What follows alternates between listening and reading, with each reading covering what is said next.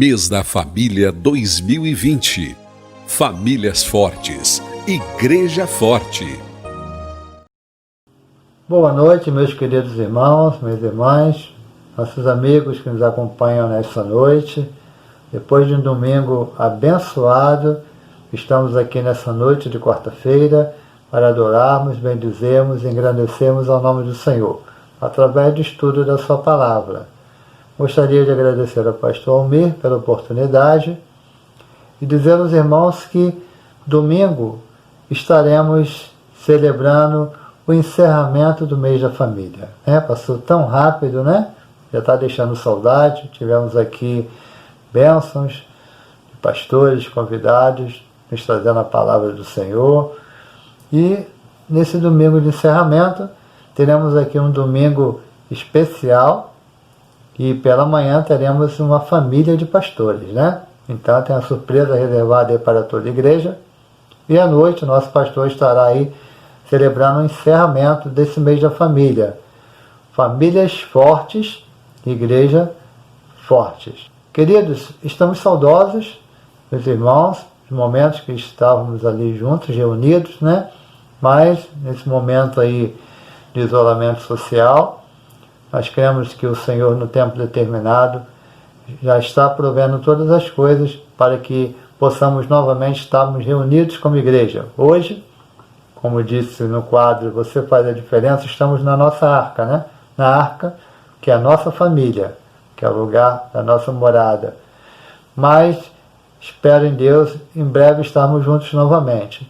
E vamos adorar o Senhor com o hino 382 do nosso cantor cristão, Vamos à Igreja.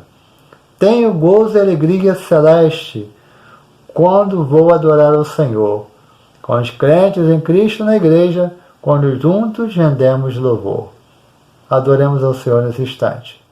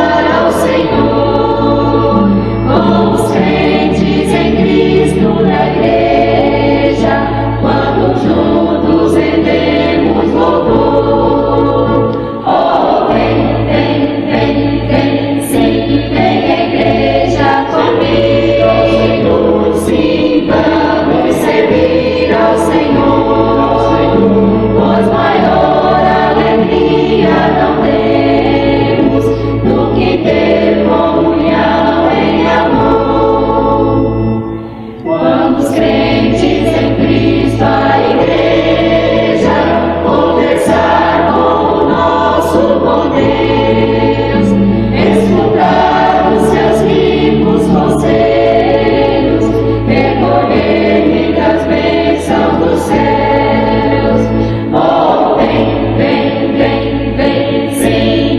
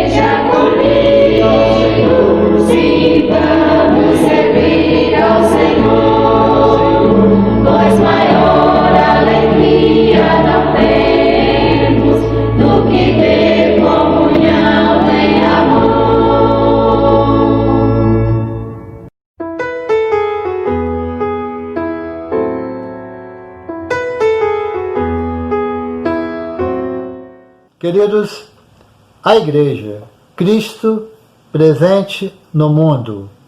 A Igreja de Cristo é a mais fantástica instituição na face da terra. Nenhuma outra foi e é tão perseguida como ela.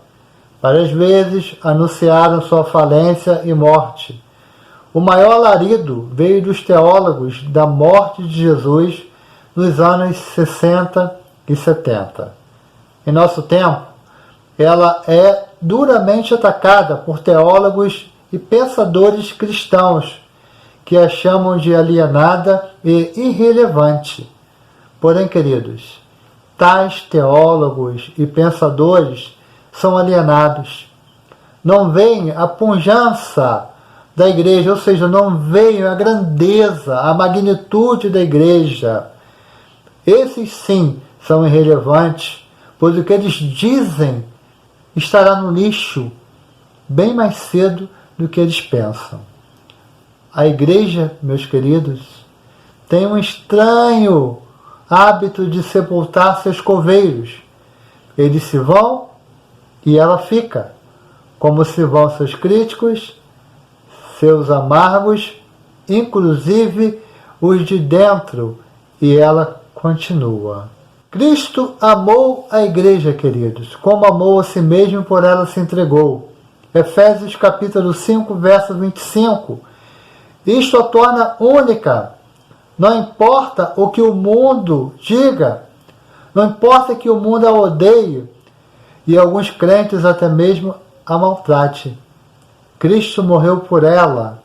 E Paulo também, queridos, amava a igreja e se doou por ela.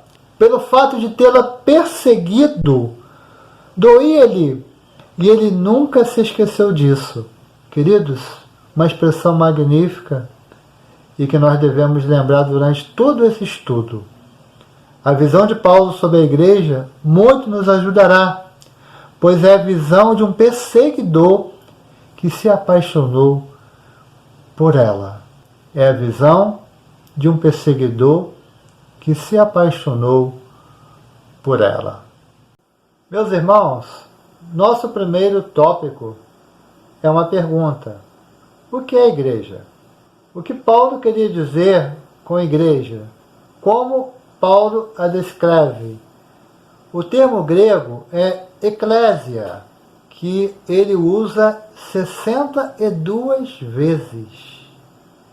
Na maior parte, indica uma congregação local de cristãos. Paulo e os demais escritores do Novo Testamento nunca usam o termo como nos acostumamos, referindo-nos a um prédio, a uma denominação, a um ajuntamento de igrejas ou a uma instituição. Com o tempo, o termo passou a ter esses sentidos.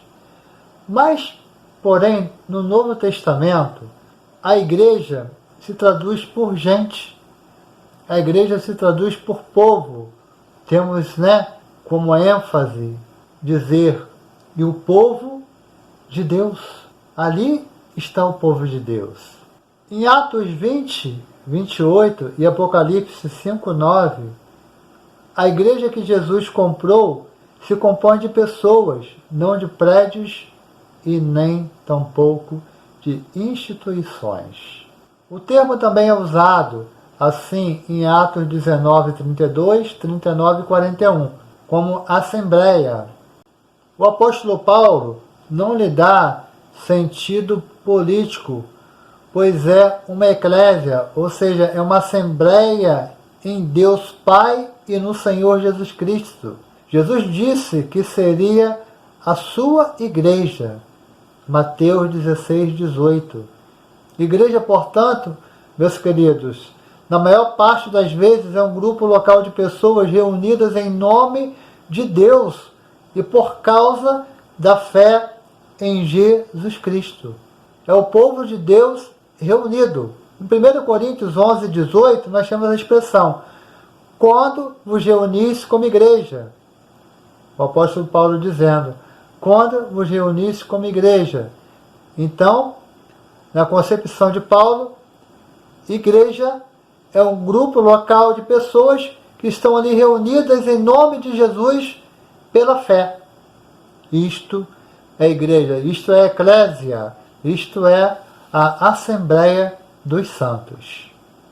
O tópico número 2 nos fala sobre a dimensão universal da igreja.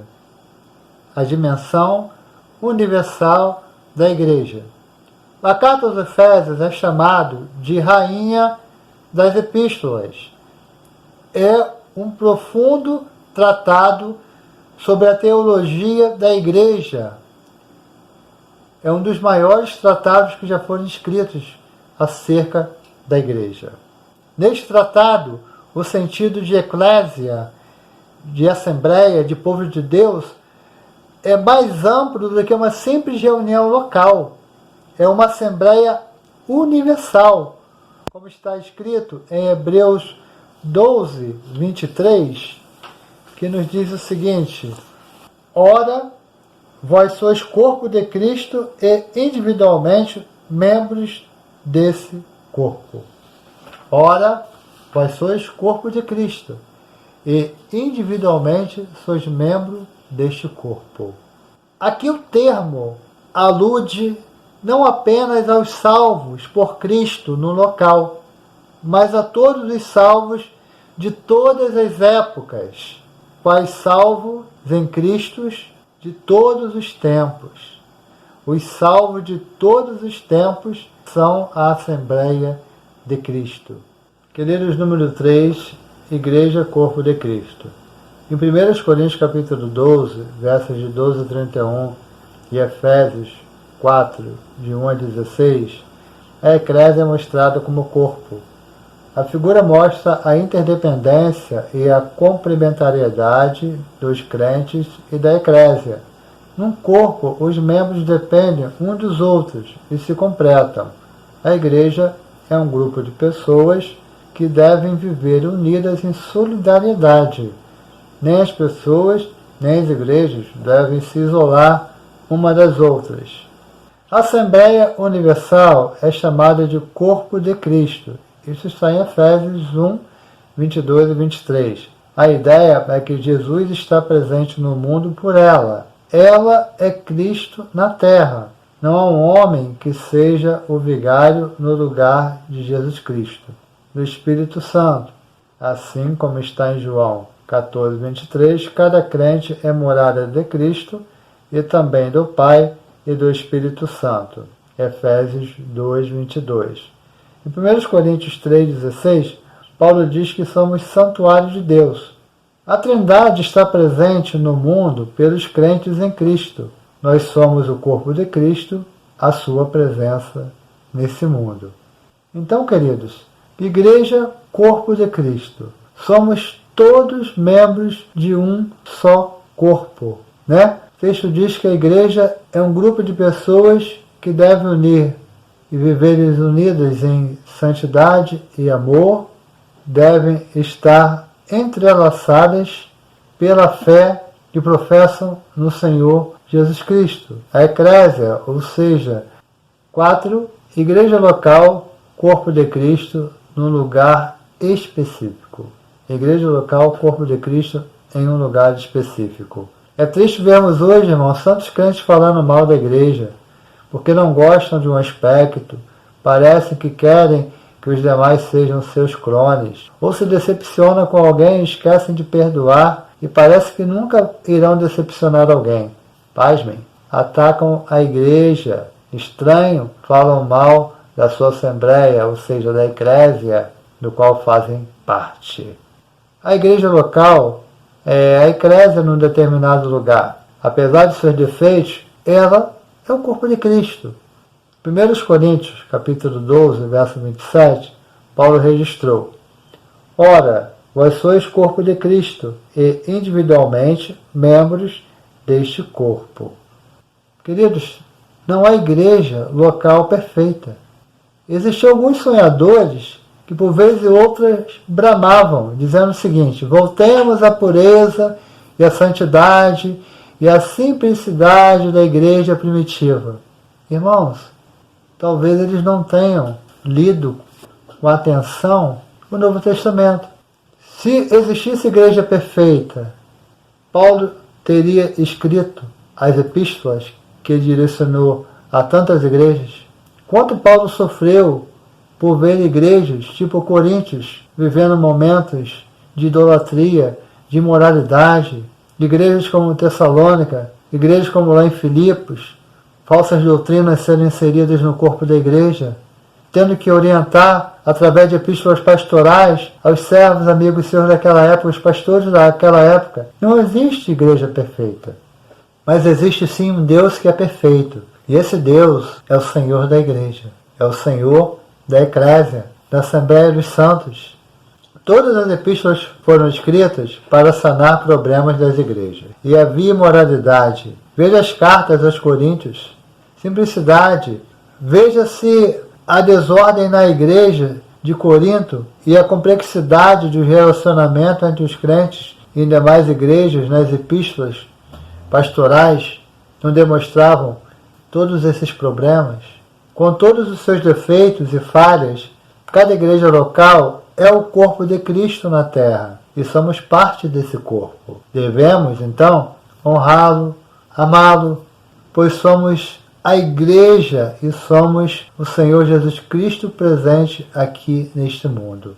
Então, queridos, não existe igreja perfeita e temos que, com todos os seus defeitos, amá-la, honrá-la e saber que o Senhor Jesus está sempre presente em nosso meio. Tópico 5, irmãos. Igrejas cooperativas e solidárias. O Novo Testamento não detalha muito da vida organizacional das igrejas, exceto no episódio de Atos 15, que não foi muito típico nem repetido. Paulo tinha grande autoridade, mas geralmente recomendava. As igrejas eram cooperativas, não viviam isoladas e os pastores não viviam em competição em função do seu ministério, mas da obra geral. As igrejas, queridos, eram solidárias. Procurar um modelo de organização eclesiástica nas cartas paulinas pode nos frustrar, mas o espírito de relacionamento deve ser imitado. Governo próprio, cooperação, relacionamento solidário, contribuição, ajuda aos necessitados. Tudo isso, irmãos, mostra um grande elo entre elas, que eram o elo entre as pessoas e o elo entre o Senhor Jesus, e não um modelo tão somente eclesiástico, bem diferente da visão fragmentária de boa parte das igrejas locais de hoje, que em algum momento jocosamente chamou de adoradores do seu umbigo. Então, irmãos, as igrejas elas devem ser cooperativas e solidárias, devem estar unidas, sabendo principalmente que servimos a um só Deus, a um só Senhor, sabendo que o Senhor da igreja, que o Senhor da eclésia é o Senhor Jesus Cristo. Queridos, finalizando, vamos para o número 6. Uma ideia fantástica. A igreja nasceu idealmente na eternidade, na mente de Deus, antes de haver o mundo. Efésios 1:4, o apóstolo Paulo nos deixou registrado, assim como nos escolheu nele antes da fundação do mundo, para sermos santos e irrepreensíveis perante a ele em amor.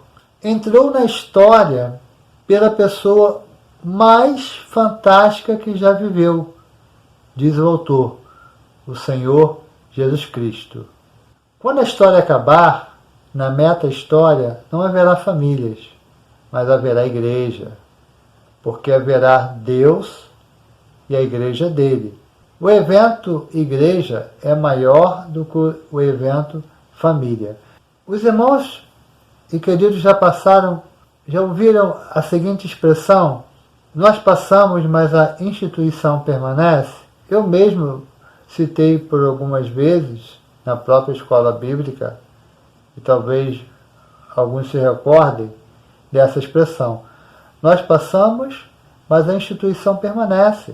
Ou seja, Deus sempre irá permanecer, porque a Bíblia diz que antes de tudo já existia Deus, e diz também que Deus é o alfa e o ômega, o princípio e o fim. Então, tudo passa, queridos, mas a eclésia do Senhor, a igreja de Cristo, o corpo de Cristo na face da terra, permanecerá.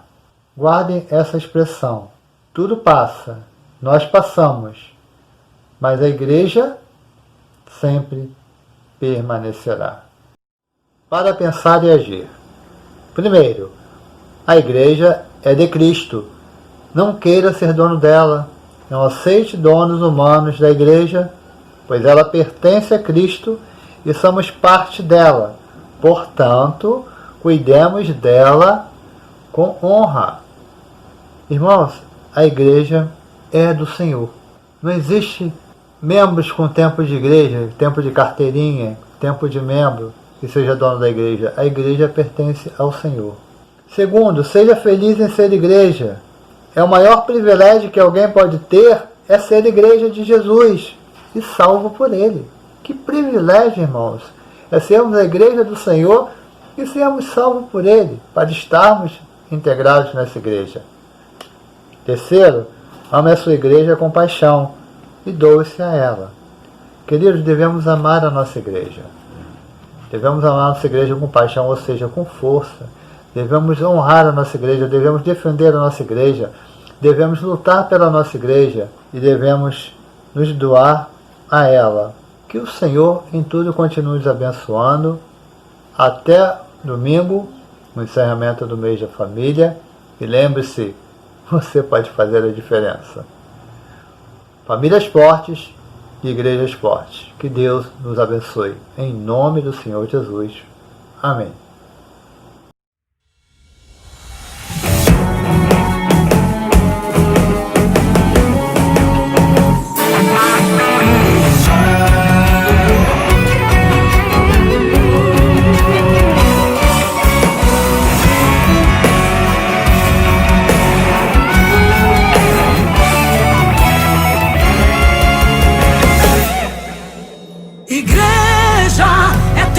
Voltar a ser igreja, é tempo de voltar a ser igreja. Busque um pouco mais, Jesus está voltando pra buscar a sua igreja. É tempo de voltar a ser igreja, é tempo de voltar a ser igreja. Busque um pouco mais, Jesus está voltando pra buscar a sua igreja.